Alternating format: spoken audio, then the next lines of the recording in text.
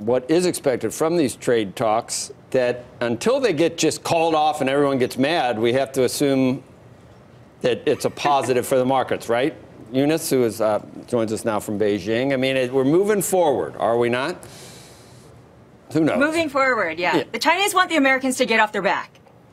But maybe they won't be able to do that because of Robert Lighthizer. I don't know. But the Chinese Vice Premier Liu He is heading to Washington, and the lower-level officials have been preparing him for his discussions on Thursday and Friday, which will be led by Trade Representative Robert Lighthizer. Now, the focus of the discussions are to come up with a memorandum of understanding that would be used as a framework for a summit potentially between President Trump and President Xi. And sources have been telling me that the two sides have made progress here in Beijing, that especially on the trade gap and also on some market access issues. So one example was that the idea that China could possibly allow foreign companies to weigh in on product standards before they are set. However, the two sides are still far apart on China's industrial policies. So China had said that it could potentially make its subsidy programs compliant to the World Trade Organization. However, the U.S. side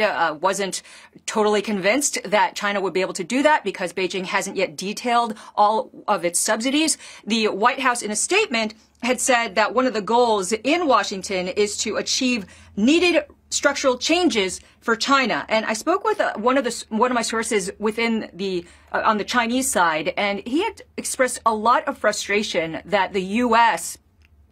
believes that it could dictate to China how it should govern its economy. So he had said, you can't ask China to change its nature. If we change, we are no longer ourselves. And I think then that just highlights how difficult it's going to be to try to get China to really make significant changes when it comes to the structure of the economy.